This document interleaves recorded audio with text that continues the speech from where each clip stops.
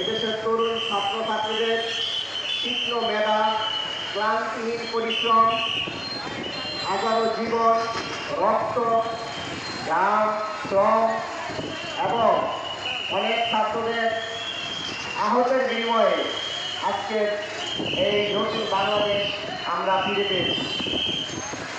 আপনারা জানেন, এই ছাত্র জনতার গণ-অভ্যুত্থানে প্রথম থেকে বিভিন্ন ইসলামী ছাত্র সংগঠনের সাথে ইসলামী ছাত্র আন্দোলন বাংলাদেশও গোটা দেশব্যাপী তাদের কার্যক্রম পরিচালনা করেছে।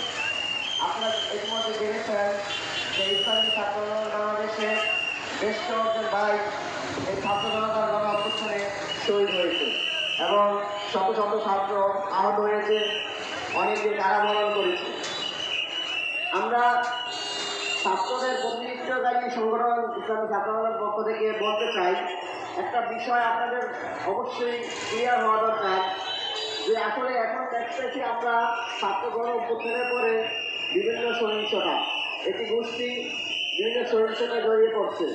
আমরা স্পষ্ট ভাষায় বলতে চাই যে আজকে বাংলাদেশে যে গণ-অভ্যুত্থান হয়েছে এটা একমাত্র ছাত্রদের ক্রেডিট, অন্য কারো কোনো সর্বোচ্চ অংশীদারি ছিল না। এটা একমাত্র সর্বোচ্চ এবং সবচেয়ে বেশি ক্রেডিট হচ্ছে ছাত্রদের। আমরা আজকে উদ্বিগ্নের সাথে লক্ষ্য করছি যে ছাত্রদের মাধ্যমে যে গণবিপ্লব সংগঠিত হয়েছে, এই গণবিপ্লবকে পুঁজি করে একটি মহল রাষ্ট্রের সম্পদ, রাষ্ট্রীয় প্রতিষ্ঠান, ধর্মীয় যে অন্য ধর্মাবলম্বীদের যে ধর্মীয় প্রতিষ্ঠান আছে এবং তাদের বাড়িঘর লুটপাট, ধর্মীয় প্রতিষ্ঠানে আগুন, অগ্নিসংযোগ চালিয়েছে। ছাত্র আন্দোলনের পক্ষ থেকে আমরা এর তীব্র নিন্দা এবং প্রতিবাদ জানাই। আমরা নতুন বাংলাদেশ এভাবে দেখতে চাইনি।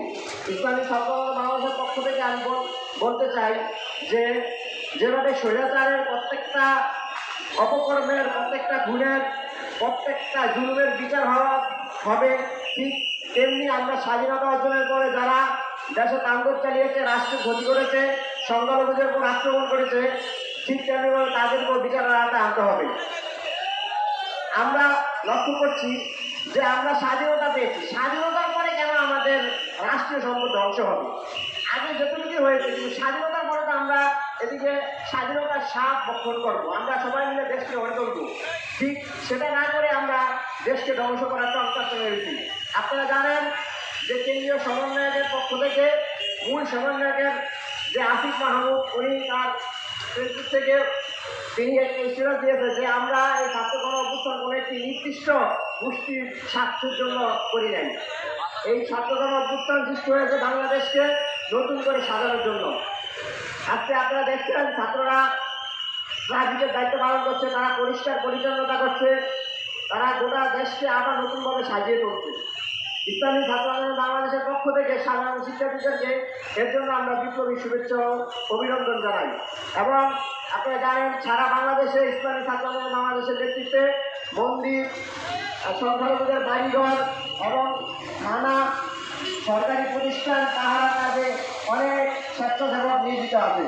আমি নিজেও গত 3 দিন চাঁদপুর মডেল থানার পাহারা ছিলাম সারা রাত্র।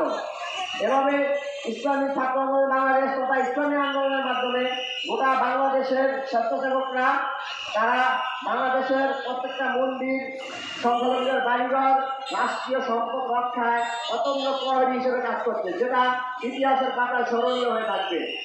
ইসলামী ছাত্র আন্দোলন বাংলাদেশের পক্ষ থেকে সবাইকে আগামী নতুন বাংলাদেশ গড়ার প্রত্যয় নিয়ে এখন থেকে কাজ করার এবং ইসলামী আন্দোলন বাংলাদেশের হাতকে শক্তিশালী করার জন্য আহ্বান জানিয়ে আমার সংযুক্ত আলোচনা শেষ করছি।